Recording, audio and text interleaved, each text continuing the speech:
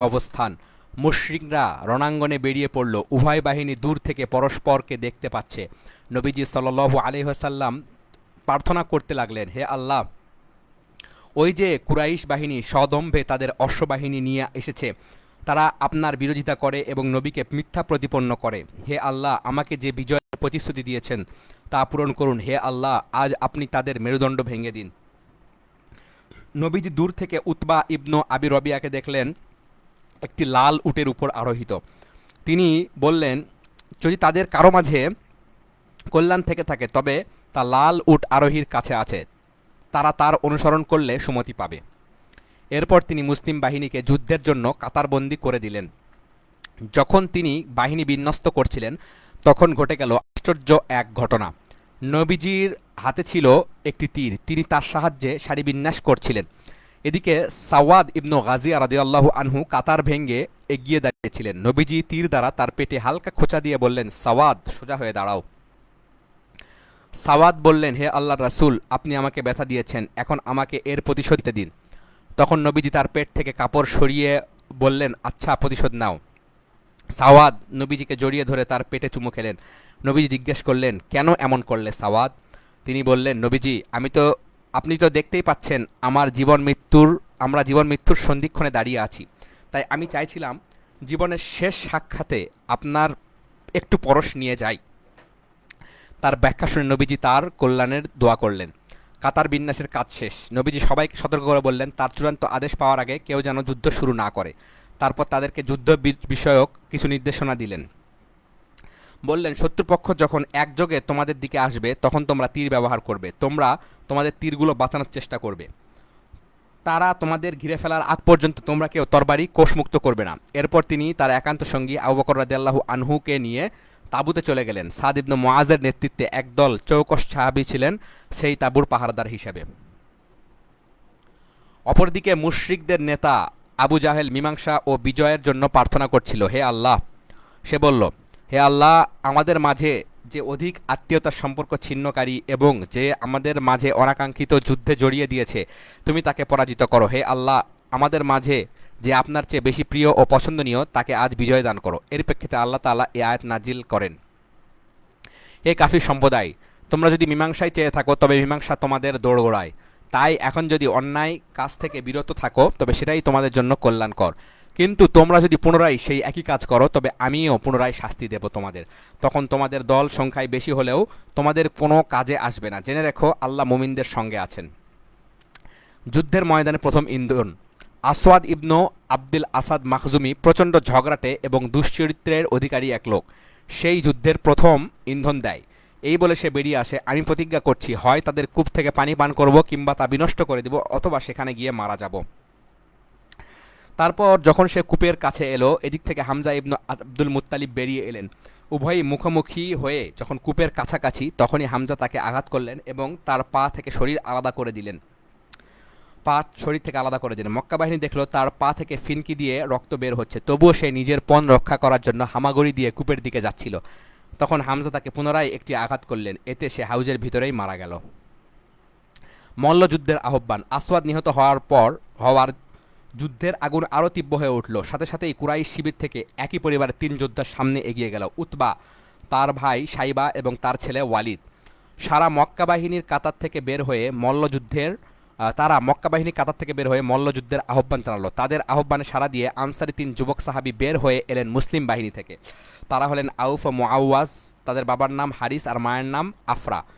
তৃতীয়জন হলেন আবদুল্লাহ ইবনু রাওয়াহা। কুরাইশ সেনারা তাদেরকে দেখে জিজ্ঞেস করলো, তোমরা কারা? তারা বলল, আনসার সদস্য। কুরাইশরা বলল, তোমরা যুদ্ধ প্রতিপক্ষ, কিন্তু তোমাদের ব্যাপারে আমরা আগ্রহী নই, আমরা আমাদের বংশের লোকদের চাই। তারপর তাদের মধ্য থেকে একজন চিৎকার করে বলল, হে মুহাম্মদ, আমাদের গোত্রের সমকক্ষ লোকদের পাঠিয়ে দাও। নবীজি তখন নাম ধরে বলতে লাগলেন, উবাইদা ইবনু হারিস, হামজা ও আলী, তোমরা তাদের মোকাবেলা করো। তারা তিনজন নবীজির আদেশ অনুযায়ী এগিয়ে গেলেন। কুরাইশদের নিকটবর্তী হলে পুনরায় তারা জানতে চাইল, তোমরা কারা? মুসলিমরা নিজেদের পরিচয় দিলেন। তারপর আগত কুরাইশরা বলল, তোমরা হলে আমাদের সমকক্ষ যোদ্ধা। মল্লযুদ্ধ শুরু হলো। উবাইদা রাদিয়াল্লাহু আনহু ছিলেন এদের মাঝে সবচেয়ে বয়স্ক ব্যক্তি। তিনি মোকাবেলা করলেন উতবা ইবনু রবিয়ার। হামজা রাদিয়াল্লাহু আনহু সাইবার এবং ওয়ালিদের সামনে দাঁড়ালেন আলী রাদিয়াল্লাহু আনহু। হামজা ও আলী প্রতিপক্ষকে একটুও সময় দিলেন না, মুহূর্তে ধরাশায়ী করে ফেললেন তাদের। অন্যদিকে উবাইদা রাদিয়াল্লাহু আনহু ও তার প্রতিপক্ষের মাঝে চলছে তুমুল লড়াই। ঘাত প্রতিঘাতের এক পর্যায়ে একে অপরকে মারাত্মক জখম করে ফেলেন তারা। আলী ও হামজা তখন ঝাঁপিয়ে পড়েন উতবার উপর এবং মুহূর্তেই জাহান্নামে পাঠিয়ে দেন তাকে। এরপর উবাইদাকে কাঁধে করে নিয়ে ফিরে এলেন তারা। তার পা মারাত্মকভাবে জখম হয়। এরপর থেকে বাকরুদ্ধ ছিলেন তিনি। বদর যুদ্ধের 4 দিন কিংবা 5 দিন পর মদিনায় ফেরার পথে সাফরা অঞ্চলে শাহাদাত বরণ করেন। আলী রাদিয়াল্লাহু আনহু জোর গলায় বলতেন, এই আয়াতটি তাদের ব্যাপারেই নাজিল হয়েছে। হাদা আলী খসমান ইখতাসামু ফি রব্বিহিম, এরা বিশ্বাসী আর অবিশ্বাসী দুই প্রতিপক্ষ, তারা তাদের রবের ব্যাপারে পরস্পরে বিতর্ক করে। সর্বাত্মক আক্রমণ। মল্লযুদ্ধের পরিণতি মুশরিকদের জন্য ছিল মন্দ সূচনা। মুহূর্তের ব্যবধানে তারা তাদের শ্রেষ্ঠ 3 জন বীরকে হারায়। তাই প্রচণ্ড ক্রোধে হামলে পড়ে মুসলিমদের উপর। অপরদিকে মুসলিম বাহিনী তাদের কাছে রবের কাছে সাহায্য প্রার্থনা করছিল। একনিষ্ঠ অনুনয় বিনয়ের সাথে তারা দোয়া শেষে মুশরিকদের ধারাবাহিক আক্রমণের মুখোমুখি হয় তারা। প্রথম দিকে নিজেদের অবস্থানে থেকেই প্রতিরক্ষামূলক লড়াই যা চলে যাচ্ছিল, তাদের মুখে তাওহীদের আহাত আহাত ধরি। অন্যদিকে মুশরিকটা ছিল চরম ক্ষয়ক্ষতির শিকার। রবের কাছে নবীজির বুক ভরা আকুতি। নবীজি সাল্লাল্লাহু আলাইহি ওয়াসাল্লাম বাহিনীর বিন্যাস শেষে জায়নামাজে বসলেন, অব্যাহতভাবে রবের কাছে প্রতিশ্রুত সাহায্যের আকুতি জানালেন। আল্লাহুম্মা আনজিজলি মা ওয়া'আদতানি, আল্লাহুম্মা ইন্নী উনশিদুকা আহদাকা ওয়া ওয়া'আদতাকা। হে আল্লাহ, আপনি যে প্রতিশ্রুতি আমাকে দিয়েছেন তা পূরণ করুন। হে আল্লাহ, আমি আপনার কাছে কৃত অঙ্গীকার ও প্রতিশ্রুতি বাস্তবায়ন কামনা করছি। ক্রমশ যখন রণাঙ্গন উত্তপ্ত হতে লাগলো, তীব্র ধাওয়া পাল্টা ধাওয়া শুরু হলো, প্রচণ্ড যুদ্ধে রণাঙ্গনের চিত্র তখন খুবই ভয়াবহ। তখন নবীজি দোয়া করেছিলেন, হে আল্লাহ, যদি আজ এই দলটি পরাজিত হয়, আপনার ইবাদত করার মতো আর কেউ থাকবে না। হে আল্লাহ, আপনি কি চান আজকের পর আর কখনোই আপনার ইবাদত না করা হোক? এত প্রবলভাবে মিনতি জানাচ্ছিলেন যে তার কাঁধ থেকে চাদর খুলে পড়ে গেল। আবু বকর রাদিয়াল্লাহু আনহু নবীজির এই অবস্থা দেখে সহ্য করতে না পেরে বলতে লাগলেন, হে আল্লাহর রাসূল, যথেষ্ট হয়েছে। আপনি আপনার রবের কাছে চেয়েছেন, এমন চাওয়া কখনো ব্যর্থ হবে না। নবীজির এই আকুতিতে আল্লাহ তাআলা স্বীয় ফেরেশতাদের আদেশ দিলেন, আমি তোমাদের সাথে রয়েছি। মুমিনদের অবস্থান দৃঢ় করে রাখো, অতি শীঘ্রই আমি কাফেরদের অন্তরে ভয় ঢেলে দিব। এরপর তিনি নবীজির কাছে ওহী পাঠান, আমি ক্রমাগত 1000 ফেরেশতা দিয়ে তোমাদের সাহায্য করেছি। অর্থাৎ 1000 ফেরেশতা একই সময়ে আসবে না, ক্রমান্বয়ে আসবে। ফেরেশতাদের আগমন। নবীজি সাল্লাল্লাহু আলাইহি ওয়াসাল্লাম কিছুক্ষণ তন্দ্রাচ্ছন্ন থাকলেন। তারপর মাথা উঠিয়ে বললেন, সুসংবাদ গ্রহণ করো আবু বকর। এই তো জিবরিল আসছেন, তার পথে ধুলো উঠছে। মুহাম্মদ ইবনে ইসহাকের বর্ণনায় কথাটি এসেছে এভাবে, নবীজি বলেন, সুসংবাদ গ্রহণ করো আবু বকর, আল্লাহর সাহায্য চলে এসেছে। এই তো জিবরাইল তার ঘোড়ার লাগাম ধরে টেনে ধূলিঝড়ের মাঝখান দিয়ে ধেয়ে আসছেন। তারপর নবীজি বর্ম পরিধান করে তাঁবু থেকে বের হয়ে এই আয়াতটি পাঠ করলেন, সাইয়ুহজামুল জামউ ওয়া ইউওয়াল্লুনা দুবুর, এই দল অতি শীঘ্রই পরাজিত হবে এবং পিছু হটবে। এরপর তিনি এক মুষ্টি নুড়ি পাথর হাতে নিয়ে কুরাইশ বাহিনীর দিকে নিক্ষেপ করে বললেন, তাদের চেহারা বিকৃত হয়ে যাক। বদর প্রান্তরে যত কাফির উপস্থিত ছিল সকলেরই নাকে, চোখে এবং মুখে এই নুড়ি পাথর আঘাত হানল। এই নিক্ষেপণের কথা আল্লাহ তাআলা ব্যক্ত করেছেন এভাবে, আপনি যখন নিক্ষেপ করেছেন, বস্তুত আপনি নিক্ষেপ করেননি, বরং আল্লাহ নিজেই নিক্ষেপ করেছেন। তোমরা ঝাঁপিয়ে পড়ো কাফিরদের উপর। নবীজি সাল্লাল্লাহু আলাইহি ওয়াসাল্লাম এখন মুসলিম বাহিনীকে পাল্টা আক্রমণের আদেশ দিলেন। বললেন, তোমরা ঝাঁপিয়ে পড়ো। সাহাবীদের লড়াইয়ে উদ্বুদ্ধ করতে লাগলেন এই বলে, ওই সত্তার শপথ যার হাতে মুহাম্মাদের প্রাণ, আজ যে ব্যক্তি তাদের সাথে লড়াই করবে, পিছু না হটে প্রতিদানের প্রত্যাশায় সামনে এগিয়ে যাবে, তাদের সবাইকে আল্লাহ তাআলা জান্নাতে প্রবেশ করাবেন। আরও বললেন, ওই জান্নাতের দিকে ধাবিত হও, আসমান জমিন যার সীমানা। নবীজি সাল্লাল্লাহু আলাইহি ওয়াসাল্লামের এই কথা শুনে উমায়ের ইবনু হুমাম বললেন, বাহ বাহ নবীজি। আচ্ছা, নবীজি জানতে চান, তুমি এভাবে কেন বললে? ইবনুল হুমাম বললেন, হে আল্লাহর রাসূল, আল্লাহর কসম, আমি এই জান্নাতের অধিবাসী হওয়ার জন্যই এমন করে বলেছি। এরপর নবীজি বললেন, তুমি সেখানকার অধিবাসী। উমায়ের তার ব্যাগ থেকে কিছু খেজুর বার করে খাচ্ছিলেন। নবীজির আহ্বান শুনে বললেন, যদি এই খেজুরগুলো শেষ করার জন্য বসে থাকি তাহলে তো আমার জান্নাত পেয়ে যেতে দেরি হয়ে যাবে। সাথে সাথে হাতের সব খেজুর ফেলে দিলেন তিনি। ঝাঁপিয়ে পড়লেন রণক্ষেত্রে এবং যুদ্ধ করতে করতে অবশেষে জান্নাতি হলেন তিনি। আউফ ইবনে হারিস নবীজির কাছে জিজ্ঞেস করলেন, হে আল্লাহর রাসূল, বান্দার কোন কাজে আল্লাহ তাআলা বেশি খুশি হন? নবীজি বলেন, বান্দা যখন নগ্ন বুকে শত্রুদের মাঝে ঢুকে যায়। আউফ রাদিয়াল্লাহু আনহুর সাথে সাথে তার গায়ে থাকা বর্মটি খুলে ফেলেন, তরবারি হাতে ঢুকে গেলেন কাফিরদের অভ্যন্তরে। যুদ্ধ করতে করতে তিনিও শহীদ হয়ে গেলেন। নবীজির পাল্টা আক্রমণের আদেশ দেওয়ার আগেই শত্রুপক্ষের আক্রমণের তীব্রতা অনেকটা কমে গেছে, তাদের সাহসিকতায় ভাটা পড়েছে খানিকটা। এমন মুহূর্তে আক্রমণের আদেশ দেওয়াটা ছিল প্রজ্ঞাপূর্ণ। মুসলিম বাহিনীকে শক্তিশালীকরণে যা বিরাট এক ভূমিকা পালন করেছে, কেননা তাদের যখন সব আক্রমণের তাদের যখন আক্রমণের নির্দেশ দেওয়া হয় তখন তাদের মধ্যে সামরিক উদ্যম কাজ করছিল।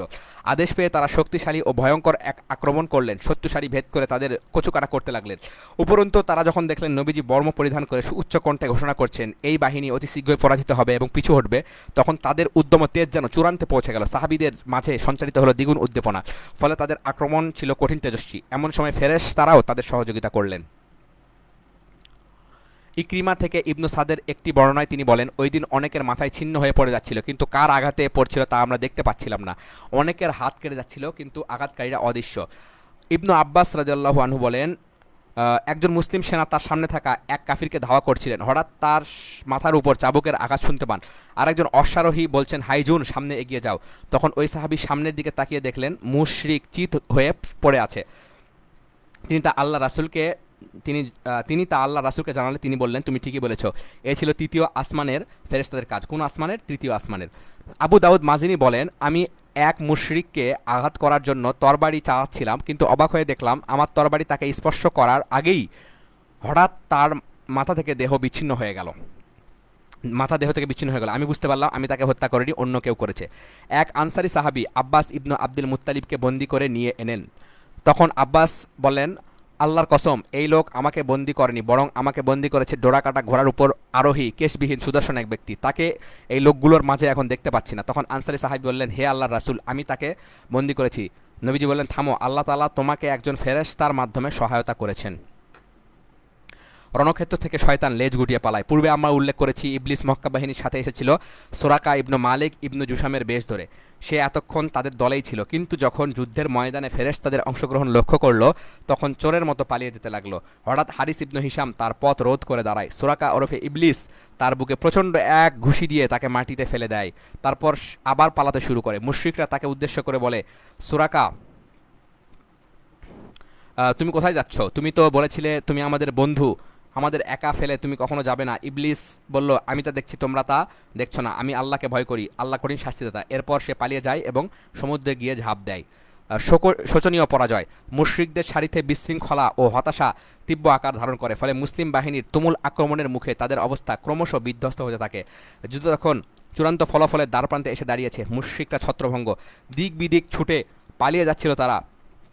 বিপরীতে মুসলিমরা তাদের ধাওয়া করেছিল, কাউকে করেছিল হত্যা, তো কেউ হচ্ছিল তাদের হাতে বন্দী। এভাবে মুসলিমরা বিজয়ী হয় আর মুশরিকদের উপর নেমে আসে শোচনীয় এক পরাজয়।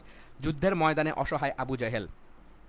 পাপিষ্ঠ আবু জেহেল যখন তার বাহিনীতে বিশৃঙ্খলা দেখতে পেল তখন সে চেষ্টা করলো এই উত্তাল ঢেউয়ের সামনে শক্ত দেওয়াল হয়ে দাঁড়াতে। সে তার সেনাদের উদ্বুদ্ধ করতে লাগলো, অহমিকা ও রূঢ়তার সাথে বলতে লাগলো, সুরাকার পশ্চাদপসরণ যেন তোমাদের পরাজিত না করে। সে নিশ্চয় মুসলিমদের সাথে আঘাত করেছে। উতবা, সাইবা ও ওয়ালিদের মৃত্যু যেন তোমাদের মনোবল ভেঙে না দেয়। আসলে ওরা খুব তাড়াহুড়া করেছিল। শুনে রাখো, লাত ও উজ্জার কসম, আমরা তাদের সবাইকে রশি দিয়ে বেঁধে ফেলার আগে ঘরে ফিরে যাব না। শোনো, তোমাদের কেউ তাদেরকে হত্যা করবে না, বরং তাদের সবাইকে বন্দি তোমরা কেউ তাদেরকে হত্যা করবে না, বরং তাদের সবাইকে বন্দি করবে। তাদের কর্মকাণ্ডের প্রতিদান তাদের পেতেই হবে। কিন্তু খুব অল্প সময়ে তার এই অহমিকা ভেঙে চুরমার হয়ে গেল। তার সামনে স্পষ্ট হয়ে গেল প্রকৃত বাস্তবতা। মুহূর্তের মধ্যেই মুসলিম আক্রমণের স্রোতে তাদের সারিগুলো ছিন্ন ভিন্ন হয়ে ভেসে যেতে লাগলো। অবশ্য তার সাথে কিছু মুশরিক তখনও অবশিষ্ট ছিল। তারা তাকে ঘিরে তরবারির একটি প্রাচীর ও বর্মের একটি দেওয়ালে দাঁড় করে রেখেছিল।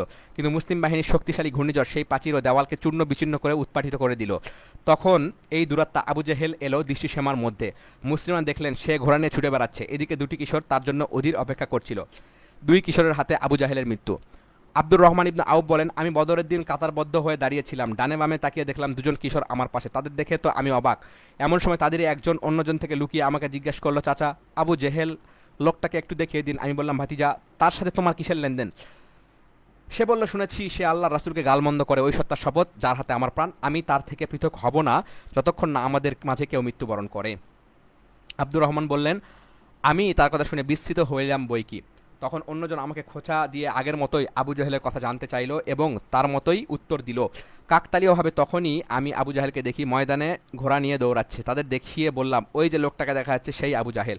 আব্দুর রহমান বলেন, এরপর তারা দুজন বাজ পাখির মতো তরবারি হাতে তার দিকে ছুটে গেল এবং তার উপর আক্রমণ করে তাকে হত্যা করেই ছাড়ল। তারপর নবীজির কাছে উপস্থিত হলে তিনি তাদের জিজ্ঞেস করলেন, তোমাদের মধ্যে কে আবু জাহেলকে হত্যা করেছো? দুজনই বলল, আমি হত্যা করেছি। নবীজি সাল্লাল্লাহু আলাইহি সাল্লাম বললেন, তোমরা কি তোমাদের তরবারি মুছে ফেলেছো? তারা বলল, না, এখনো মুছিনি। নবীজি সাল্লাল্লাহু আলাইহি সাল্লাম তাদের তরবারি দেখে বললেন, হ্যাঁ, তোমরা দুজনে মিলে তাকে হত্যা করেছো। নবীজি সাল্লাল্লাহু আলাইহি সাল্লাম আবু জাহেলের প্রাপ্ত সম্পদ থেকে মুআজ ইবনু আমর ইবনু জামুহকে দিয়ে দেন।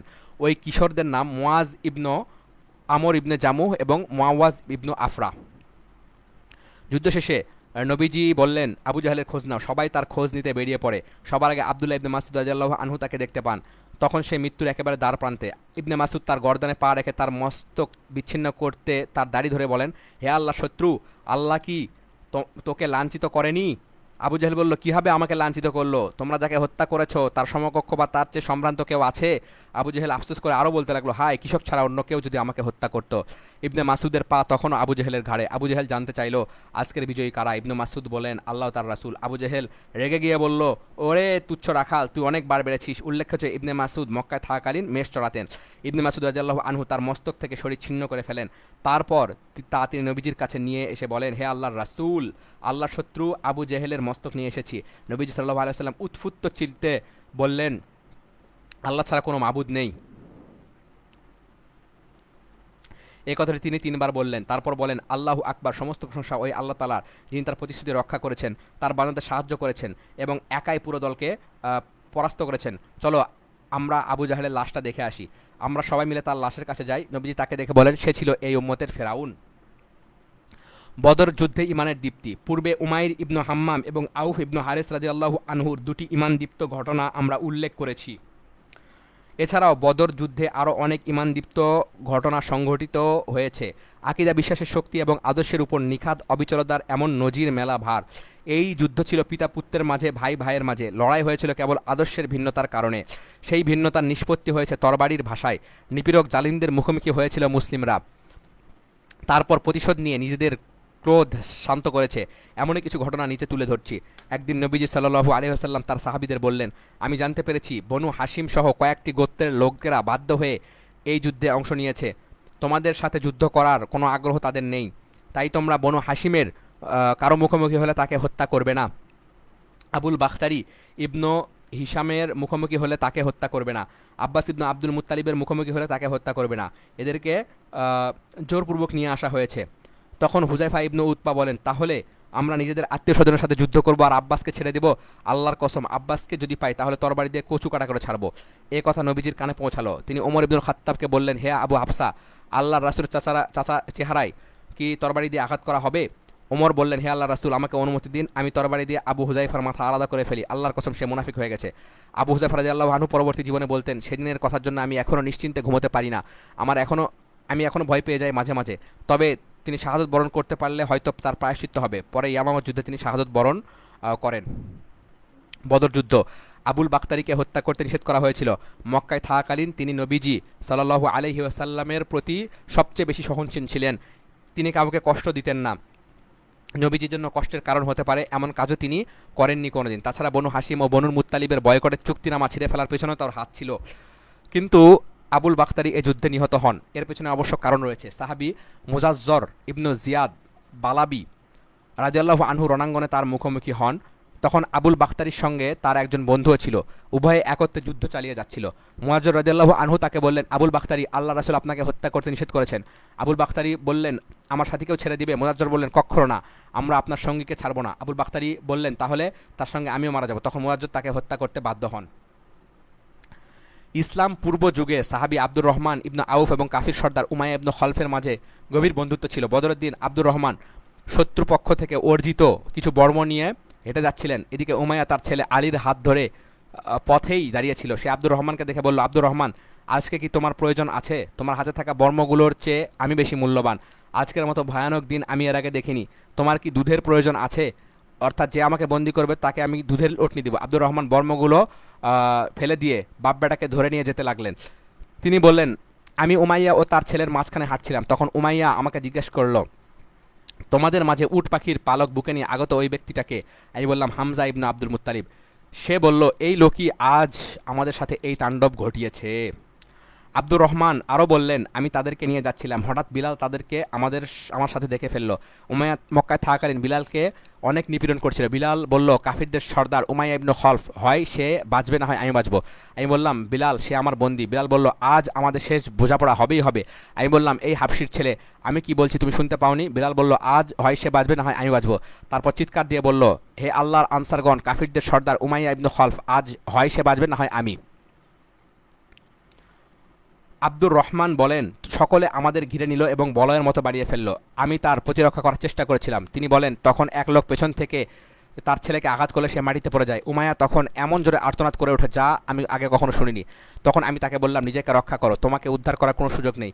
আল্লাহর কসম, আমি তোমাকে বাঁচাতে পারবো না। আব্দুর রহমান বলেন, সকলে তাকে তরবারি দিয়ে কুচোকাটা করেই ছাড়লো।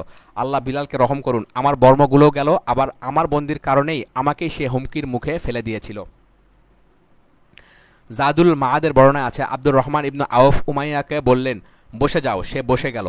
আব্দুর রহমান তখন তাকে জড়িয়ে ধরলেন, কিন্তু তারা নিচের দিক থেকে তাকে তরবারি দ্বারা আঘাত করে হত্যা করল। উল্লেখ্য যে তরবারির কয়েকটি আঘাত আব্দুর রহমান ইবনে আউফের পায়েও লেগেছিল। উমার ইবনু খত্তাব রাদিয়াল্লাহু আনহু সেদিন তার মামা আশ ইবনু হিশাম ইবনু মুগিরাকে হত্যা করেন। আবু বকর রাদিয়াল্লাহু আনহুর ছেলে আব্দুর রহমান সেদিন মুশরিকদের সারিতে ছিল। আবু বকর তাকে লক্ষ্য করে বললেন, এই পাপিষ্ঠ, আমার সম্পদ কোথায়? আব্দুর রহমান বলে, কিছুই বাকি নেই, শুধু যুদ্ধাস্ত্র, দুঃসাহসী ঘোড়া আর বৃদ্ধকালের ভীমরতি দূরকারী তরবারিটাই আছে। সাহাবীরা মুশরিকদের বন্দী করেছিলেন। তখন নবীজি ছিলেন তার তাঁবুতে, যেই তাঁবু সাদ ইবনু মুআজের নেতৃত্বে একদল সশস্ত্র নিরাপত্তাকর্মী পাহারা দিচ্ছিলেন। তখনও নবীজি সাল্লাল্লাহু আলাইহি ওয়াসাল্লাম দেখলেন সাহাবীদের কর্মকাণ্ডের কারণে সাদ ইবনু মুআজের চেহারায় বিরক্তির ছাপ ফুটে উঠেছে।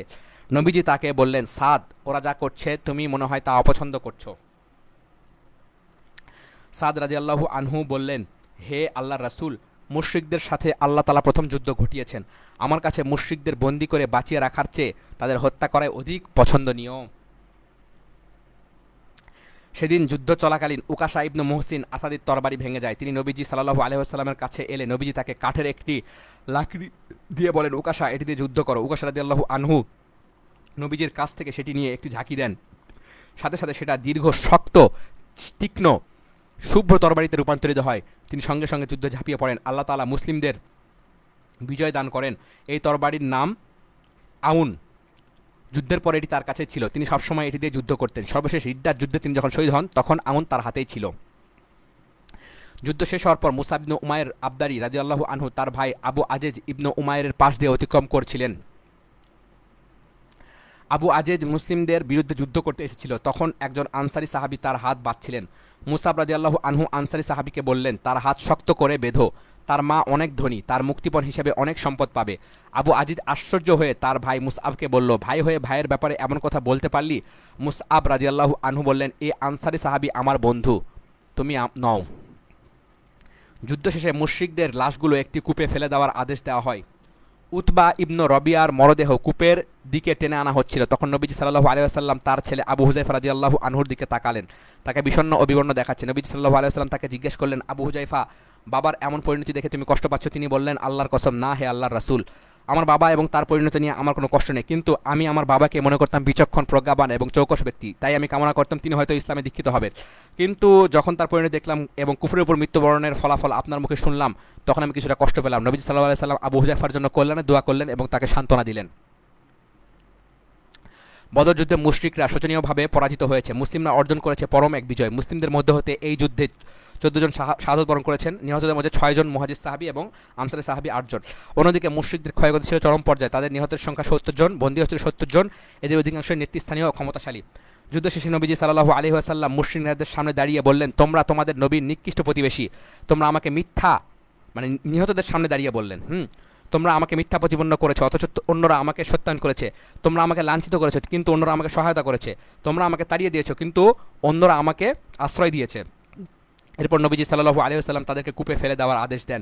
তার আদেশ অনুসারে তাদের লাশ কূপে নিক্ষেপ করা হয়। আবু তালহা রাদিয়াল্লাহু আনহু থেকে বর্ণিত, আল্লাহ রাসূল সাল্লাল্লাহু আলাইহি ওয়াসাল্লাম বদরের দিন 24 জন নেতৃস্থানীয় কুরাইশের মরদেহ বদরের একটি পরিত্যক্ত দুর্গন্ধ যুক্ত কূপে নিক্ষেপ করার আদেশ দেন। তার আদেশ যথাযথভাবে পালিত হয়। তৎকালীন আরবদের নিয়ম ছিল, কেউ কোনো বিজয় অর্জন করলে রণাঙ্গনে 3 দিন অবস্থান করত। নবীজি সাল্লাল্লাহু আলাইহি ওয়াসাল্লাম সেখানে 3 দিন অবস্থান করেন।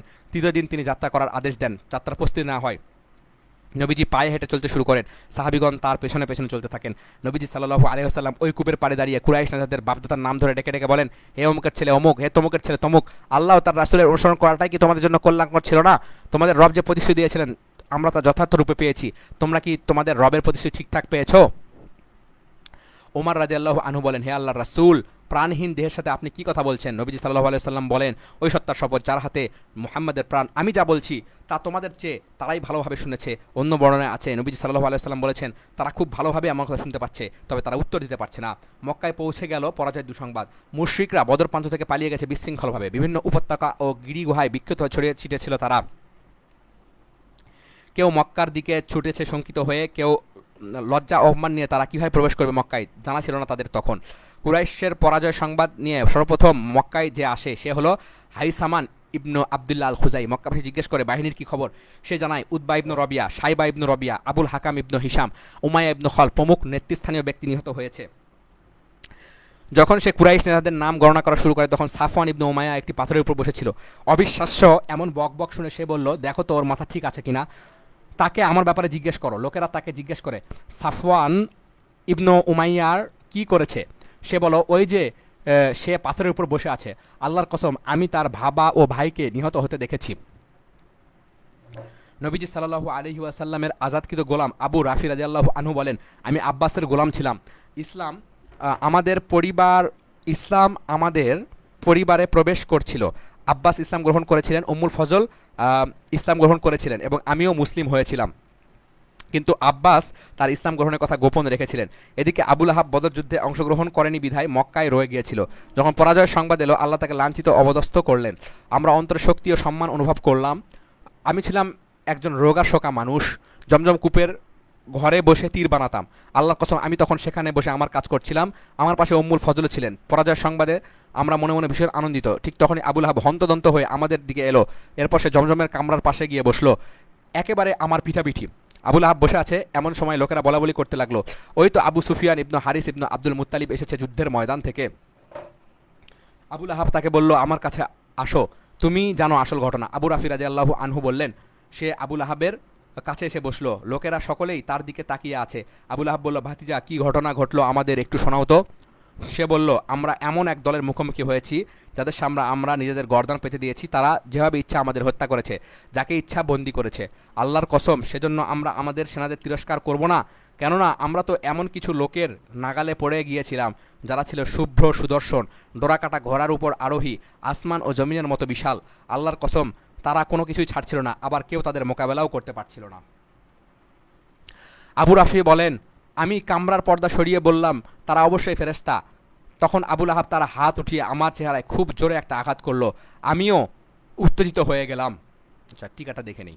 মক্কার প্রসিদ্ধ কাফের আবু সুফিয়ান ইবনু হারেফ এবং আবু সুফিয়ান ইবনু হারিস ইবনু আব্দুল মুত্তালিব একই ব্যক্তি নন, মানে দুই সুফিয়ানের মধ্যে পার্থক্য আছে। আবু সুফিয়ান ইবনু হারিস হচ্ছে নবীজির আপন চাচাতো ভাই এবং দুধ ভাই, কারণ হালিমা রাদিয়াল্লাহু আনহা তাদের দুজনকেই দুধ পান করিয়েছেন। কিন্তু আবু সুফিয়ান ইবনু হারব এবং আবু সুফিয়ান ইবনু হারিস দুজনেই মক্কা বিজয়ের পর ইসলাম গ্রহণ করেন। আচ্ছা, সে আমাকে শূন্যে উঠিয়ে মাটিতে আছাড় দিল, তারপর আমার উপর চড়ে বসে আমাকে অনবরত মারতে থাকলো। আমি ছিলাম হালকা গড়নের মানুষ। তখন উম্মুল ফজল কামরা থেকে একটি খুঁটি নিয়ে এসে তাকে সজোরে আঘাত করলেন। এতে তার মাথায় মারাত্মক জখম হলো। উম্মুল ফজল বললেন, তার মালিক সামনে নেই বলে তাকে দুর্বল পেয়ে বসেছ। আবুল আহাব লাঞ্ছিত হয়ে ফিরে গেল। আল্লাহর কসম 7 দিন পরই আল্লাহ তাআলা তাকে আদাসা রোগ আক্রান্ত করেন, যা তার জীবন অতিষ্ঠ করে তোলে। আদাসা হলো গুটি বসন্ত রোগ, যেটাকে আরবরা ছোঁয়াচে মনে করত।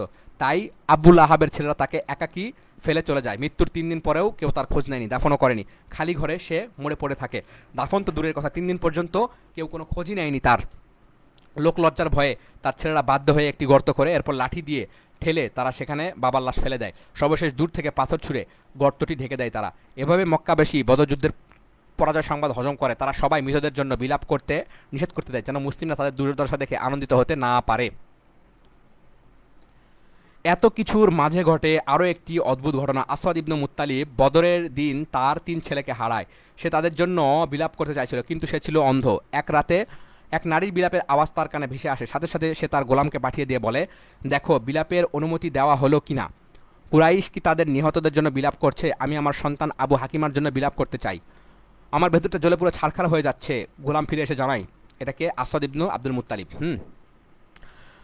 জ্বলে পুরো ছারখার হয়ে যাচ্ছে। গোলাম এসে জানায় এক নারী তার হারিয়ে যাওয়া উটের জন্য কান্না করছে। আসাদ তখন নিজেকে আর নিয়ন্ত্রণ না পেরে বলতে থাকে, তার এ হুতাশ কি উট হারানোর জন্য? উটের জন্য হারাম হয়েছে তার নিদ, উটের জন্য নয়, তাকে দাও বদরের বীরদের জন্য কান্নার তাকিদ। হুসাইন, মাখজুম আর আবুল ওয়ালিদের গোত্র যেখানে হারিয়েছে মক্কার বীরদের, আকিলের জন্য হারিসের জন্য কাঁদো, এই শক্ত প্রাপ্য আসলে তাদের। বীরদের জন্য কাঁদো, নিও না সকলের নাম, আবু হাকিমার মতো কেউ নেই শক্তিমান। আজকে যেসব নগণ্য বেশ ধরেছে নেতার, সেই নেতারা বেঁচে থাকলে এরা কি পেত স্থান? মদিনার রাজপথে বিজয়ের সংবাদ। মুসলিমদের বিজয় সুসম্পন্ন হওয়ার পর নবীজি সাল্লাল্লাহু আলাইহি ওয়াসাল্লাম মদিনাবাসীর নিকট দুজনকে সুসংবাদ দিয়ে পাঠান, তারা যেন দ্রুত সংবাদ জানাতে পারে। আব্দুল্লাহ ইবনে রাওয়াহাকে পাঠান মদিনার উচ্চভূমির লোকদের কাছে, নিম্নভূমির লোকদের কাছে পাঠান যায়েদ ইবনুল হারিসাকে। এদিকে ইয়াহুদি ও মুনাফিকদের মিলে, আচ্ছা নিম্নভূমি, এটা মনে রাখার ঠিক আমরা মনে রাখতে পারি কীভাবে। যায়েদ ইবনুল হারিসা ওই যে বংশাভিমান, মানে যার যখন বিয়ে হয়েছিল তখন নিচু বংশের হওয়ার কারণে কি হয়েছিল, তাদের তালাক হয়ে গিয়েছিল। তো নিম্নভূমি, হ্যাঁ নিম্নভূমির লোকদের কাছেও যায়েদ ইবনে হারিসাকে পাঠানো হয়। এটা শুধুমাত্র মনে রাখার জন্য, আল্লাহ তাআলা মাফ করুন। এদিকে ইহুদি ও মুনাফিকরা মিলে মদিনায় বিভিন্ন মিথ্যা খবর প্রচার করেছিল, এমনকি তারা নবীজি নিহত হওয়ার গুজবও রটিয়ে দিয়েছিল। এক মুনাফিক যখন দেখলো যায়েদ ইবনে হারিসা নবীজির উটনি কাসয় আরোহণ করে আসছে, অমনি সে চিৎকার করে উঠল, মুহাম্মদ নিহত হয়েছে। এদিকে এই যে তার উটনি, এটাকে আমরা খুব ভালো করেই চিনি। আতঙ্কগ্রস্ত যায়েদ আর কি বলবে, সে তো কিছুই জানে না, সে নিজেই হয়তো পালিয়ে এসেছে। দূতদ্বয় এলে মুসলিমরা তাদের ঘিরে ধরেন, যুদ্ধের প্রকৃত অবস্থা জানতে চান। বিজয়টি নিশ্চিত হলে আনন্দের বন্যা বয়ে যায় তাদের মাঝে। সারাদিন মদিনা জুড়ে তাকবীর ও লা ইলাহা ইল্লাল্লাহর ধ্বনি গুঞ্জরিত হতে থাকে। মদিনাস্থ মুসলিমদের নেতৃস্থানীয় লোকজন বদরের দিকে রওনা হয়ে যান এই নিরঙ্কুশ বিজয়ের জন্য নবীজিকে অভিনন্দন জানাতে। ওসামা ইবনু যায়েদ বলেন, উসমানের স্ত্রী নবীজির কন্যা রুকাইয়ার দাফন কাজ শেষ করার সময় আমাদের কাছে বিজয়ের সংবাদ পৌঁছে। নবীজি উসমানের সাথে আমাকেও তার দায়িত্বে রেখে গিয়েছিলেন। মদিনার বুকে ফিরে এলো মুসলিম বাহিনী। যুদ্ধ শেষ হওয়ার পর নবীজি সাল্লাল্লাহু আলাইহি ওয়াসাল্লাম রণাঙ্গনে 3 দিন অবস্থান করেন। সেখান থেকে যাত্রাকালে সেনাদের মাঝে গনিমত নিয়ে একটি গণ্ডগোল সৃষ্টি হয়। যখন তার চরম আকার ধারণ করে নবীজি সবাইকে সবকিছু ফেরত দেওয়ার আদেশ করেন। আদেশ মেনে সকলে সবকিছু ফেরত দেন। তারপর এই সমস্যার সমাধানে ওহী নাজিল হয়। উবাদা ইবনু সামিদ বলেন, আমরা নবীজির সাথে বদরের উদ্দেশ্যে বের হলাম। বদর প্রান্তে উপনীত হয়ে শত্রুপক্ষের মোকাবেলা করলাম। আল্লাহ তাআলা শত্রুদের পরাজিত করলেন। একদল তাদের ধাওয়া করতে তাদের পিছন ছুটে গেল, তারা অন্যকেও হত্যাও করলো। অপর একদল গনিমত সংগ্রহ এবং তা জমাকরণে ব্যস্ত হয়ে পড়ল। আরেক দল ছিল নবীজির পাহারায় নিয়োজিত, যেন শত্রু অতর্কিতে তার উপর আক্রমণ করতে না পারে। রাত হলে সেনারা সবাই যুদ্ধক্ষেত্রে ফিরে এলো। তখন গনিমত উদ্ধারকারীরা বলল, আমরা এগুলো জমা করেছি, তাই এখানে অন্য কারো কোনো অধিকার নেই। শত্রুদের ধাওয়া করতে যারা বেরিয়েছিল তারা বলল, তোমরা আমাদের চেয়ে এগুলোর বেশি হকদার নও, আমরা শত্রুদেরকে এগুলো থেকে দূরে সরিয়ে পরাজিত করেছি। তারপর আর যারা নবীজির নিরাপত্তা ছিল তারা বলল, আমরা আশঙ্কা করেছিলাম শত্রু তার উপর আতঙ্কিত আক্রমণ চালাবে, তাই আমরা ছিলাম তার নিরাপত্তা রক্ষী, এসবের ব্যাপারে আমরাই অধিক হকদার। তখন আল্লাহ তাআলা এই আয়াত নাজিল করেন, তারা আপনাকে গনিমতের ব্যাপারে জিজ্ঞেস করে বলে দিন, গনিমত আল্লাহ ও তার রাসূলের, তাই তোমরা আল্লাহকে ভয় করো এবং নিজেদের পরিশোধন করো, আল্লাহ ও তার রাসূলের বাধ্য হও যদি তোমরা মুমিন হয়ে থাকো। এরপর নবীজি এইসব গনিমত মুসলিমদের মাঝে বন্টন করে দেন। উল্লেখ্য, বদর প্রান্তরে 3 দিন অবস্থান করার পর নবীজি বাহিনী নিয়ে মদিনার দিকে রওনা করেন। তার সাথে ছিল মুশরিক বন্দী এবং তাদের থেকে প্রাপ্ত গনিমতের সম্পদ। আব্দুল্লাহ ইবনু কাবকে এগুলোর তত্ত্বাবধায়ক নিযুক্ত করা হয়। কাকে নিযুক্ত করা হয়? আব্দুল্লাহ ইবনু কাবকে। বাহিনীর সাফরার গিরিপথ অতিক্রম করে গিরিপথ ও নাজিয়ার মাঝামাঝি একটি টিলায় অবতরণ করে। সেখানে গনিমতের 5 ভাগের 1 ভাগ রেখে সকলের মাঝে সমান হারে বন্টন করা হয়। সাফরায় পৌঁছে নবীজি নজর ইবনুল হারিসকে হত্যার আদেশ দেন।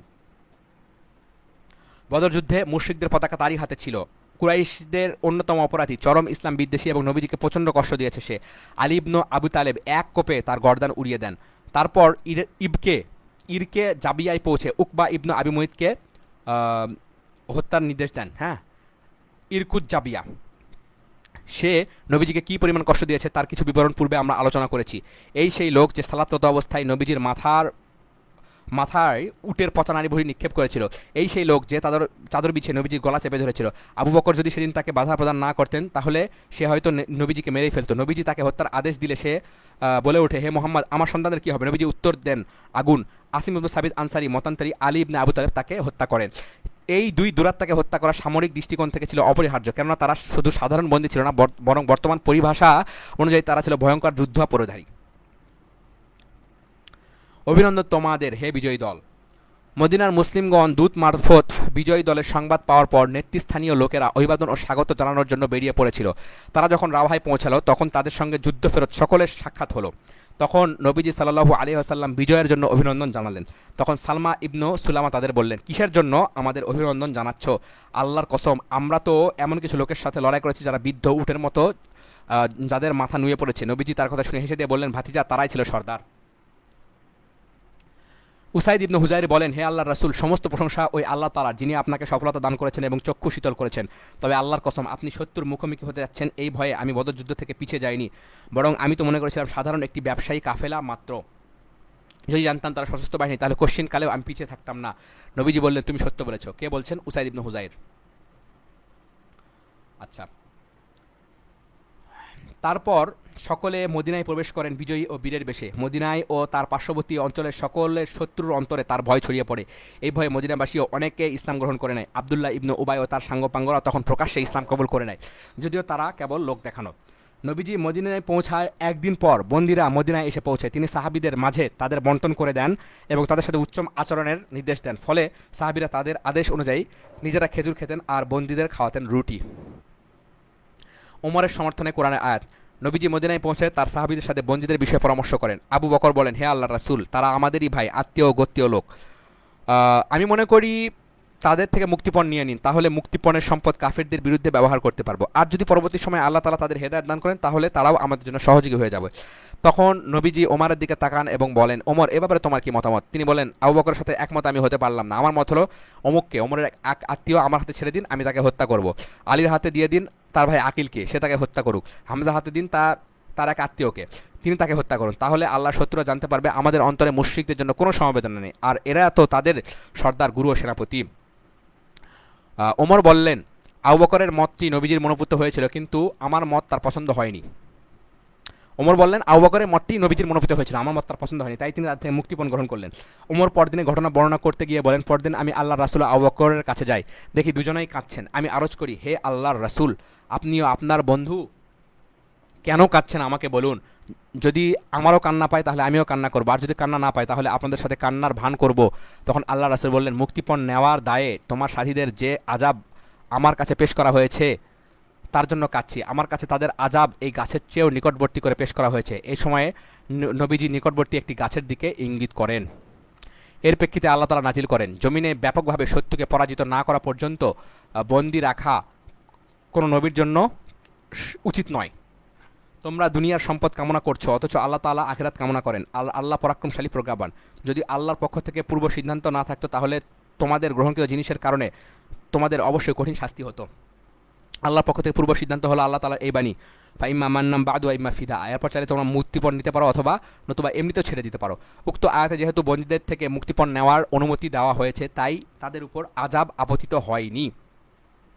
পূর্বের আয়াতে নিন্দা অবতরণের কারণ তারা কাফিরদের যুদ্ধের ময়দানে হত্যা না করে বন্দী করে নিয়ে এসেছিলেন, তারপর তাদের থেকে মুক্তিপণ গ্রহণ করেছিলেন। অথচ তারা শুধু যুদ্ধবন্দী নয়, বরং তারা বড় মাপের যুদ্ধাপরাধী। আধুনিক সমরনীতিতে তাদের উপর মামলা করা অপরিহার্য হয়ে দাঁড়াতো, যাদের মামলার রায় সাধারণত ফাঁসি কিংবা আজীবন কারাদণ্ড হয়ে থাকে। যাই হোক, আবু বকর সিদ্দিকের মতের উপর সিদ্ধান্ত গৃহীত হয়, কাফেরদের থেকে মুক্তিপণ নেওয়া হয়। ব্যক্তিভেদে মুক্তিপণ ছিল 4000 দিরহাম, 3000 দিরহাম এবং 1000 দিরহাম। মক্কার অনেকেই লিখতে পারত, কিন্তু মদিনায় তেমন কেউ লেখাপড়া জানতো না। তাই যার মুক্তিপণ দেওয়ার সামর্থ্য নেই, সে মদিনায় 10 জন শিশুকে পড়ালেখা করাবে। শিশুরা পারদর্শী হয়ে উঠলে এটাই হবে তার মুক্তিপণ। যুদ্ধবন্দীদের মধ্যে কয়েকজনেরকে নবীজি অনুগ্রহ করে মুক্তিপণ ছাড়াই মুক্তি দিয়ে দেন, যেমন মুত্তালিব ইবনু হান্তাব, সাইফি ইবনু আবিরিফা, আবু ইজ্জা জুমাহি প্রমুখ। আবু ইজ্জা জুমাহি উহুদ যুদ্ধে বন্দী অবস্থায় নিহত হয়, এর ঘটনা সামনে আসবে। নবীজির জামাতা আবুল আসকেও তিনি অনুগ্রহ করে ছেড়ে দেন, তবে শর্ত দেন তার মেয়ে জাইনাবকে নিরাপদে মদিনায় পাঠিয়ে দিতে হবে। এদিকে জাইনাব স্বামীর মুক্তিপণের জন্য একটি হার পাঠিয়েছিলেন, যা মূলত তার মা খাদিজা রাদিয়াল্লাহু আনহার বিয়ের সময় এটি তাকে দেওয়া হয়েছিল। নবীজি তা দেখে অত্যন্ত আবেগপ্রবণ হয়ে পড়েন এবং তার সাহাবীদের কাছে বিনাপনে আবুল আসকে মুক্তি দেওয়ার আবেদন জানান। বিনা বাক্যে সকলেই তা মেনে নেন। তখন নবীজি আবুল আসের উপর এই শর্ত আরোপ করেন, জাইনাবকে মদিনায় পাঠিয়ে দিতে হবে। আবুল আস মক্কায় পৌঁছে জাইনাবকে পাঠিয়ে দেয়, তিনি হিজরত করেন। নবীজি তাকে আনতে যায়েদ ইবনুল হারিসা ও একজন আনসারী সাহাবীকে পাঠান। তাদেরকে তিনি বলে দেন, তোমরা ইয়াজায় চলে যাবে। জাইনাব সেখানে এলে তোমরা তাকে সাথে করে নিয়ে আসবে। তোমরা ইয়াজায় চলে যাবে, জাইনাব সেখানে এলে তোমরা তাকে সাথে করে নিয়ে আসবে। তারা গিয়ে তাকে সঙ্গে করে নিয়ে আসেন। জাইনাবের হিজরতের ঘটনাটি বেশ দীর্ঘ আর বেদনাদায়ক। বন্দীদের মধ্যে একজন ছিল সুহাইল ইবনু আমর। সে ভীষণ অনলবর্ষী বক্তা এবং চরম বাকপটু। উমর বললেন, হে আল্লাহ রাসূল, সুহাইল ইবনে আমরের সামনে দুটি দাঁত তুলে ফেলুন, তখন তার জিহ্বা বের হয়ে পড়বে এবং কোথাও আপনার বিরুদ্ধে বক্তব্য দিতে পারবে না।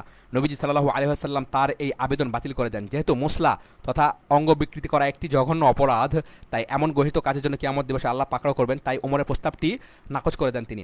সাদ ইবনু নোমান উমরা করার জন্য মক্কায় যান। আবু সুফিয়ান তাকে বন্দী করে ফেলে। সাদ ইবনু নোমান ওমরা করার জন্য মক্কায় যান। আবু সুফিয়ান বন্দী করে ফেলে। আবু সুফিয়ানের ছেলে আমর ছিল মদিনার বন্দীদের একজন। তাকে আবু সুফিয়ানের কাছে পাঠিয়ে দেওয়া হলে সেও সাদকে মুক্ত করে দেয়। কোরআনের পাতায় বদরের বদর যুদ্ধের প্রেক্ষিতে সূরা আনফাল নাজির হয়। এজন্য আল্লাহ তাআলার পক্ষ থেকে যুদ্ধ পরবর্তী বক্তব্য। তবে সাধারণ বাদশাহ ও সেনাপতিরা যুদ্ধের পর যে মন্তব্য পেশ করে থাকে, এ সূরার আলোচনা সেসব থেকে একদমই ভিন্ন। প্রথমত, এ সূরায় আল্লাহ মুসলিমদের মাঝে নিহিত ও তাদের থেকে প্রকাশিত নৈতিক ত্রুটি ও বিচ্যুতির দিকে তাদের দৃষ্টি আকর্ষণ করেছেন, যেন তারা নিজেদের আত্মশুদ্ধির জন্য সচেষ্ট হয় এবং যাবতীয় ত্রুটি থেকে পরিষ্কার পরিচ্ছন্ন হয়ে করে নেয় নিজেদের। দ্বিতীয়ত, এই বিজয়ের পেছনে আল্লাহ তাআলার অদৃশ্য সাহায্য সহযোগিতার কথা আলোকপাত করেছেন। মুসলিমরা যেন নিজেদের বীরত্ব সাহসিকতা নিয়ে আত্মপ্রবঞ্চিত না হয় এবং তাদের অন্তরে অহমিকা ও দম্ভ ডানা মেলতে না পারে, তাই এসবের উল্লেখ করেছেন। মুসলিমদের শিক্ষা দিয়েছেন যেন তারা আল্লাহ নির্ভর হয়ে তার অনুসরণ করে এবং রাসূলের কথা মেনে চলে। নবীজি সাল্লাল্লাহু আলাইহি ওয়াসাল্লাম এই রক্তক্ষয়ী ভয়ঙ্কর যুদ্ধে কেন অংশগ্রহণ করলেন, এর পেছনে মহৎ উদ্দেশ্য এবং লক্ষ্যগুলো বর্ণনা করেছেন তৃতীয় পর্যায়ে। এই পর্যায়ে যুদ্ধ ও যুদ্ধক্ষেত্রের অপরিহার্য কিছু বৈশিষ্ট্য আদর্শের কথাও ব্যক্ত করেছেন তাদের সামনে। এরপর মুশরিক, মুনাফিক, ইহুদি ও যুদ্ধবন্দীদের সম্বোধন করে তাদের চমৎকার উপদেশ দিয়েছেন এবং সত্যের প্রতি সমর্পণ ও তা আঁকড়ে ধরতে জোর নির্দেশ দিয়েছেন। তারপর তিনি মুসলিমদের লক্ষ্য করে গনিমত বিষয়ে কথা বলেছেন এবং কিছু নিয়মনীতি ও ধারা প্রণয়ন করে দিয়েছেন। ইসলামী বিপ্লব বর্তমান স্তরে পৌঁছার পর প্রয়োজনীয় সমর ও শান্তির আইন তৈরি করে দিয়েছেন, যেন মুসলিমদের সাথে যুদ্ধ এবং অমুসলিমদের জাহিলি যুদ্ধের মাঝে স্পষ্ট পার্থক্য নির্ণয় হয়। নীতিনৈতিকতা, মানবিকতা ও আদর্শে যেন মুসলিমরা তাদের তুলনায় শ্রেষ্ঠ হয় এবং দুনিয়ার সামনে যেন স্পষ্ট হয়ে যায় ইসলাম কেবল একটি দর্শনের নাম নয়, বরং সে তার স্বীয় মূলনীতি ও আইন কানুনের অনুসারীদের বাস্তবিকভাবেও সভ্য গড়ে তোলে। ইসলামী রাষ্ট্রের জন্য আইনের কিছু ধারা তৈরি করে দিয়েছেন। সেখানে নিশ্চিত করেছেন ইসলামী রাষ্ট্রের সীমানাভুক্ত মুসলিম এবং সীমানা বহির্ভূত মুসলিমদের পার্থক্য বিধান। হিজরতের দ্বিতীয় বছর রমজানের সিয়াম ফরজ হয়, ফিত্তার পরিমাণ নির্ধারিত হয় এবং অন্যান্য সম্পদের জাকাতও আইনভুক্ত হয়। হিজরতের দ্বিতীয় বছর সম্পদের জাকাত ফরজ করার মতো একটি বড় উদ্দেশ্য ছিল এই। বহু সংখ্যক মুহাজির সাহাবী ছিলেন গরিব, দুনিয়ায় চলার মতো কোনো সম্বল তাদের ছিল না। তাদের এই বিপন্ন অবস্থাকে একটু সহজ করা। চমৎকার ব্যাপার হলো মুসলিমরা বদর যুদ্ধের এই স্মরণীয় বিজয় অর্জনের পরপরই দ্বিতীয় হিজরতে সর্বপ্রথম ঈদ উদযাপন করেন। কতটা সূক্ষ্মকর ছিল সেই শুভ ঈদ, যা আল্লাহ তাআলা তাদের দান করেছিলেন বিজয় এবং সম্মানের মুকুট পরানোর পর। ওই সালাতের দৃশ্য কত হৃদয়গাহী ছিল, যখন মুসলিমরা তাদের ঘর থেকে বের হয়েছিল আলহামদুলিল্লাহ, আল্লাহু আকবার, লা ইলাহা ইল্লাল্লাহ ধ্বনি দিয়ে। তাদের অন্তর ছিল আল্লাহর ভালোবাসায় তরঙ্গায়িত, তার দেওয়া বিজয় এবং অন্যান্য নিয়ামতে সন্তুষ্ট এবং তার রহমতের প্রতি সদা আকৃষ্ট। এমন বিগলিত হৃদয় নিয়ে যখন মুসলিমরা সালাত আদায় করছিল, তখন কত উৎসম্মুখ করছিল সেই সালাত। মুসলিমদের সেই দিনের কথাই স্মরণ করে দিয়ে আল্লাহ তাআলা বলেন, স্মরণ করুন যখন তোমরা ছিলে স্বল্প, জমিনে বিপন্ন, মানুষ তোমাদের ছো মেরে নিয়ে যাবে এই আশঙ্কায় শঙ্কিত, তখন আল্লাহ তাআলা তোমাদের আশ্রয় দিয়েছেন, নিজের সাহায্য দ্বারা তোমাদের শক্তিশালী করেছেন এবং তোমাদের দান করেছেন হালাল অনেক নিয়ামত, যেন তোমরা শুকরিয়া আদায় করো। শত্রুর বুকে যখন প্রতিরোধের আগুন। বদর যুদ্ধ ছিল মুসলিম এবং মুশরিকদের প্রথম সশস্ত্র সংঘর্ষ। এই যুদ্ধের মধ্য দিয়ে কুফর এবং ইমানের মধ্যে চূড়ান্ত ফয়সালা হয়ে যায়। পুরো আরবের উপর এক দারুণ প্রভাব পড়ে। মক্কার মুশরিকদের জানমালের ব্যাপক ক্ষতি হয়। শুধু তাই নয়, মক্কার বাইরের যে সকল ইহুদি মুসলিমদের সামরিক ও অর্থনৈতিক শক্তিবৃদ্ধিকে নিজেদের জন্য হুমকি মনে করতো, তারাও এতে ক্ষতিগ্রস্ত হয় পরোক্ষভাবে। তাই এই যুদ্ধের পর ইহুদি ও মুশরিকদের মধ্যে প্রতিশোধের আগুন আগের চেয়ে আরও বেশি মাত্রায় জ্বলতে থাকবে, এটাই স্বাভাবিক। আল্লাহ তাআলা বলেন, আপনি অবশ্যই লক্ষ্য করবেন লোকদের মধ্যে ইহুদি ও মুশরিকরাই মুমিনদের প্রতি শত্রুতায় সবচেয়ে বেশি কঠোর, এবং আপনি এটা উপলব্ধি করতে পারবেন তাদের মধ্যে যারা খ্রিস্টান বলে দাবি করে তারা বন্ধুত্বে মুমিনদের সবচেয়ে কাছের। এর কারণ হলো তাদের মধ্যে রয়েছে অনেক আলিম ও সংসারত্যাগী সাধক, তারা অহংকারও করে না। এই দুই দল থেকেই কিছু গুপ্তচর তথ্য পাচার ও গোলযোগ সৃষ্টির লক্ষ্যে ইসলাম গ্রহণ করেছিল, মানে মুশরিক এবং ইহুদি। আব্দুল্লাহ ইবনে উবাই ও তার সঙ্গীরা ছিল এই শ্রেণীর অন্তর্ভুক্ত, তবে এদের মুসলিম বিদ্বেষ প্রথম দুই শ্রেণীর তুলনায় যথেষ্ট কম ছিল। আচ্ছা, এই তিন শ্রেণীর বাইরে আরও একটি দল মুসলিমদের বিরুদ্ধে সক্রিয় ছিল, তারা হলো মদিনার আশপাশের বেদুইন সম্প্রদায়। তাদের কাছে ধর্ম অধর্ম অতটা গুরুত্বপূর্ণ ছিল না। এদের মূল ভাবনার বিষয় ছিল মুসলিমদের এই যুদ্ধ জয়ের কারণে হয়তো তাদের ডাকাতি ও রাহাজানির সুযোগ সংকুচিত হয়ে আসবে। এই আশঙ্কা থেকেই তারা মদিনার মুসলিমদের শত্রু গণ্য করতে শুরু করে। বদর যুদ্ধের পর মুসলিমদের বিভিন্ন দিক থেকে আশঙ্কা ও বিপদের সম্মুখীন হতে থাকে। মুসলিমরা। উল্লেখিত চারটি দল মুসলিমদের বিরোধিতায় ভিন্ন ভিন্ন পন্থা অবলম্বন করে। যে পথে তারা নিজেদের স্বার্থ হাসিল করতে পারবে সেই পথ ধরে এগুতে থাকে তারা। মদিনার ভিতরে মুনাফিকরা ইসলামের লিবাস পরে চক্রান্তের জাল বুনতে শুরু করে। অন্যদিকে ইহুদিদের যে গোষ্ঠী সঙ্গে মদিনা সনদে পারস্পরিক শান্তির সন্ধি করা হয়েছিল, তারা সনদের ধারাগুলো এক এক করে ভাঙতে শুরু করে এবং প্রকাশ্য দিবালোকে মুসলিম বিরোধিতায় নেমে পড়ে। ওদিকে মক্কার মুশরিকরাও বসে নেই। যুদ্ধে হেরে গিয়ে প্রতিশোধ নেওয়ার জন্য তারা উন্মত্ত হয়ে ওঠে। আবার এক রক্তক্ষয়ী যুদ্ধের জন্য ব্যাপক প্রস্তুতি চলতে থাকে নিজেদের ভিতর। তাদের সামর্থ্য থাকলে এখনই বুঝি তারা মুসলিমদের উপর গণহত্যা চালানো শুরু করে দেয়। তাদের এই প্রতিশোধ স্পৃহা উহুদ যুদ্ধের থেকেই উহুদ যুদ্ধের সূত্রপাত ঘটে, যে যুদ্ধে মুসলিমদের সুনাম ও প্রভাব অনেকটা নিষ্প্রভ হয়ে যায়। তবে মুসলিমরা এই বিপদগুলো দূরদর্শিতা ও বুদ্ধিমত্তার সঙ্গে কাটিয়ে ওঠে। নবীজির সুদক্ষ নেতৃত্ব এবং শক্তিশালী পদক্ষেপে তারা শত্রুদের চক্রান্ত এবং ষড়যন্ত্রের জাল ছিন্ন করে বিজয় ছিনিয়ে আনে। আল্লাহ সতর্ক করার সঙ্গে সঙ্গে নবীজি তাদের অবস্থা ও গতিবিধি পর্যবেক্ষণ করেন এবং তাদের প্রতিরোধের জন্য প্রয়োজনীয় পরিকল্পনাও হাতে নেন। আমরা সংক্ষেপে সামনে এ বিষয়ে আলোচনা করব। বনি সুলাইমের যুদ্ধ। বদর যুদ্ধের পর নবীজি সাল্লাল্লাহু আলাইহি ওয়াসাল্লাম গোয়েন্দা মারফত কী জানতে পারলেন সেখান থেকে আমরা দেখব সামনে ভিডিওতে। বনি সুলাইমের যুদ্ধ। হ্যাঁ, আচ্ছা।